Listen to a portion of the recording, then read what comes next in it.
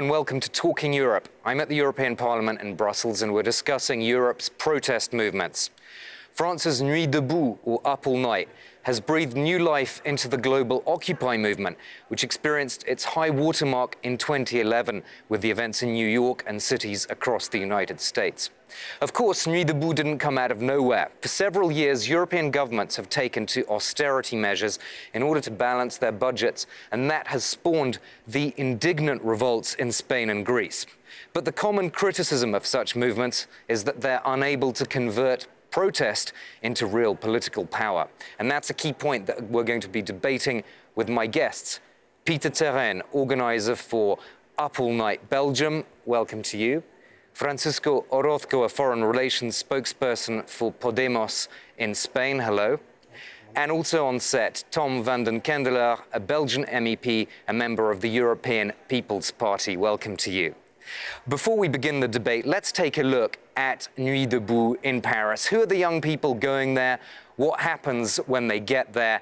And what's next for this movement? This report from France 24's reporters Luc Brown and Julie Dungelhoff.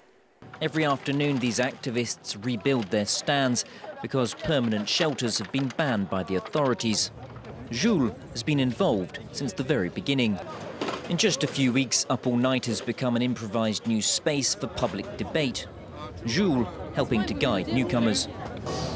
C'est un mouvement qu'on attendait, peut-être pas mal de monde attendait. Et donc voilà, je suis curieux de voir parce que j'entends des mots-clés qui me plaisent. Démocratie citoyenne, création d'une constitution citoyenne. At the heart of Up All Night is the daily General Assembly.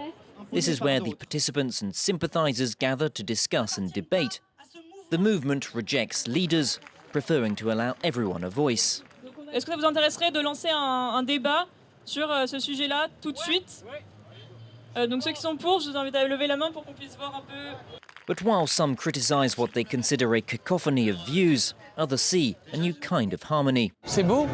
Alors, ce qui compte, c'est que les gens discutent, s'échangent. Il n'y a aucun pouvoir de hiérarchie, il n'y a aucun pouvoir financier. On est juste là, égaux. Many here have lost faith in traditional politics. Jules used to be a member of the Socialist Party. The movement has evolved from a protest against labour market reforms into a wider rallying point for a disenchanted generation. Up All Night may reject any leaders, but that doesn't mean it's rudderless. One figure has sprung to prominence. François Ruffin is a documentary maker. He helped instigate the first gathering, and now he wants to take it to the next level. À quel moment le mouvement devient un peu stagnant aussi?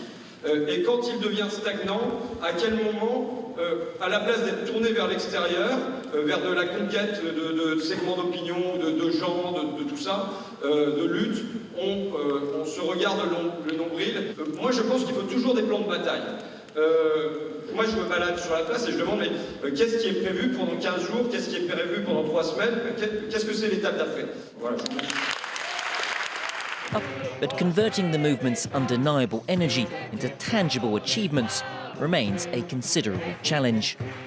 Peter Terrain, I'd like to start with you. So how has Nuit Debout in Paris affected the Occupy movement in Belgium? Has this actually inspired you, or were you already here? We were already here because it's not a new movement. I think it's a new expression of an older movement, as you said, from Occupy, but maybe even anti-globalist movements before that. But it galvanized a bit what was already going on in Belgium. Was there a spillover effect into Belgium Yes. when this started in March? Yes, very clearly so, because people started occupying places in Belgium again, and we now have Nuit Debout in 7 or 8 cities in Belgium. Roughly how many activists are you in Belgium? It's hard to say, but in Brussels you will find 200 to 300 each evening. The other cities are a bit smaller than that. And what are the goals? First of all, it's what they say, convergence des luttes, to make sure that different parts of the social and political struggle come together in one big political struggle. A lot of criticism has been voiced at Nuit Debout in Paris that this convergence, this coming together of different goals isn't really happening. It's too diffuse. There are too many different expressions, too many different ideas. Is that a problem? I don't think it's a problem. The funny thing is that the action in itself is the coming together of the struggles. So where people used to have meetings and then plan an action, the meeting is the action, and that's where it is already happening. Tom van den Kendelaar, what do you make of, I suppose, this movement which is closest to you, the Occupy Belgium movement, or Up All Night Belgium, as it's now called? Well, for me, it's the proof that people are still interested in politics. I think it's an insult that I often hear is that young people, especially, are no longer interested in political life and politics. But clearly, these type of movements show very, very much so that young people definitely want to participate into politics, in the political debate. So for that, I consider it as something very useful in the political debate today. The one challenge which I see for movements is to put forward one solid message and one perhaps even more long-term vision as to how these movements see the future. I think that's also a very important thing which political parties very much would like to listen to.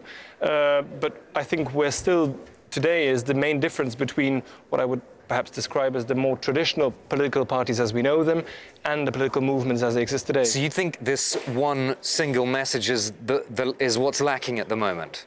Well, there's different single messages that are being put forward. When I hear to Nuit Debout, when I listen to Nuit Debout, I see it's especially the debate around the labor law, around the 34-hour working week. That is what started off. This is a message that is very well heard, but now it's, I think, a matter for them to crystallize it into a more global vision as to how they see society, how they would like to see society being reformed. That is, I think, the challenge, and that is what is happening by different movements all across Europe. Francisco Rozco, I'd like to ask you what the view is from Spain, particularly from Podemos, about Nuit Debout in Paris or Up All Night. Is it too broad, too diffuse, not really clear enough in what it wants? No, I mean, I think it's quite clear what they want, what they are trying to express their disappointment, or the disappointment of a large part of the French society with the current politics taking place, I mean, in the last times, under, in this case, a socialist government, which is kind of betraying in some way their basic principles. And I think it's quite important, and I do agree with you on the fact that it's important to have people interested in politics and involved in social debates.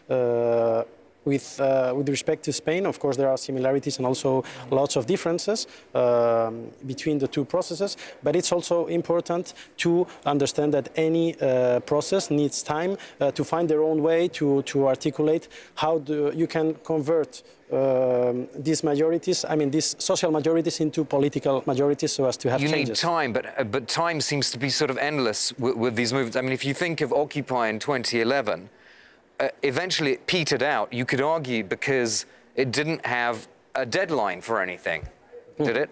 No, but I don't think the movement as such needs a deadline, because when we look at Greece, for example, Syriza, the new government, came out of the occupation of the squares as well. What happened in Spain out of the occupation came a new political movement, and I think in the United States, Bernie Sanders is partly the expression of that movement. So the movement in itself doesn't need a political apparatus to express itself or to wield power. It can do so in other structures. So and it does on the longer term. It's had a spillover into a traditional political party, the Democratic Party in the United States. Yeah, where Bernie Sanders is more or less of an independent. Yeah. He's not a party. And that, of course, is something that worries the political establishment in the United States. Is that the same in your experience, Tom, a feeling of a threat to traditional parties like yours? I don't consider it to be a threat. I do consider it to be an opportunity to which we definitely need to listen to. I think the challenges, the frustrations that are being put forward by these movements, these need to be listened to by then the older traditional political parties. I think that is something that definitely needs to be done. Something which I do see as a challenge is the way in which political movements, even parties like Syriza, convert themselves into the apparatus as it exists, the democratic system as it exists. I see that it's sometimes difficult for popular movements to see leadership being put forward, to have one definite leader. I see it being difficult to find compromises with different, for example, in the government formation in Spain today, there are difficulties there, and the question for me is how can we make this match? If at all it needs to be matched. Yeah, but I think that's one of the main points of the entire movement, is that we don't basically want to change the government, we want to change the system. So that's an entirely different story.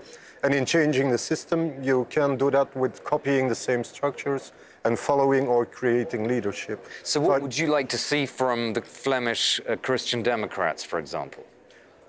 Well, I don't expect too much from them because basically we have come to a point where a lot of citizens have no belief in the democratic apparatus and system as it is. So we're not expecting anything from political parties. But you want a new system without these parties? Without, for example, Tom van der Kendelaar's party? Not on a personal level, not necessarily, but even without the structures, yes. Because I think the main problem we are facing is one of representative democracy, where it's not even the political parties or their representatives that take decisions, and I think that is what happened in Greece, and we will see what will happen in Spain, where you have a similar coalition, where the Greek people decided on a certain kind of politics they wanted, and they got the opposite. So that's the end of what sovereignty of the Greek people meant, and it was imposed on them by European structures which have no democratic basis whatsoever. There was a Nuit Debout manifestation demonstration in my constituency in the city of Kortrijk. There were 20 people there. I very much want to listen to the claims of these 20 people. I think it's important that they can have their say. However, I also see that young people are still very much into traditional politics, still get very much involved in the political debate throughout political parties as mine today. I see that there is an interest in entering into dialogue with politicians as it has always been the case. However, it doesn't mean that we don't need to change the tactics or the rules of the game, so to say. And one of the things which I fundamentally believe in, even for politicians then in a normal party, political party like me, is to really work on the debate, on the entering into dialogue with citizens, because I think that is where, in France, in Spain perhaps as well, that is a feeling that is, I think, strongly being put forward, is the distance to politicians today. And I think that distance needs to be as small as possible. And that's where definitely there is a challenge for every kind of political party. I'd like to see politicians abolished as such, as a class of people who rule things. And citizens in themselves should become more politicians all of the time instead of having represented them. But the bottom line is, Tommy, you saying if there's no leader that you can talk to, as someone who comes from a traditional party, then beyond dialogue, we can't do anything together. We can dialogue for a long time, but we can't act unless we have one clear interlocutor. Is that basically what you're saying? It's not only about the leadership, it's also about the clear vision as to what is the alternative. I'm very much willing to consider any kind of alternative, but I would like to see a definite plan. I would like to see a definite tactic, a strategy to be put forward to be able to discuss it. Rafael, sorry, we haven't spoken too much yet, but tell us about the situation in Spain and the upcoming election. Podemos is unlikely to take part in a future government, isn't it? It's sort of consigning itself to opposition. Mm-hmm. We will face new elections on the 26th of June. It's recently confirmed, since we haven't managed to reach an agreement with the socialists and the liberals. They had an agreement among themselves, which was harming a few of our paramount principles, so as defend public services, some labor issues related to workers' rights, and many other issues that for us are quite important. Is there a risk, though, with your supporters that if they see that you take what some might say is a maximalist position and that therefore you don't get into power, they're going to get disillusioned because they keep taking part in this movement, but they never actually have power? It could. I mean, we don't know what's in people's mind, but in any case, we do not think that defending public services is something that could create some sort of disappointment into our voters. Defending what we were before defending in the streets and in any other, I mean, in different places. So we don't think so. How about this conversion of what started as a popular movement into a political party? How difficult has that been to achieve? Podemos was created at the beginning of 2014, and then we had elections, the European election for the European Parliament 5 months afterwards. We do not, I mean, we of course we listen to what happened in the streets, and it's kind of related, absolutely. But it's not the same thing. I mean, it's not that we came directly from the streets, but time is needed also to understand what you want, what you need, on how you want to change things. I think one thing is obviously making the claims and trying to promote the change of certain things. The other thing is to be able to deliver on those changes that have been claimed. And this delivery is precisely the challenge in politics today. It's a challenge, I think, for every political party, that to being able to deliver on the promises that have been made. I find it very, I mean, Podemos is a good example of the way in which a popular movement has swapped into a political movement. But I've noticed as well that some people in Spain as well still or now consider Podemos to be part of the establishment, or to have become part of the establishment. And I think this is precisely where there definitely is a tension that still exists today.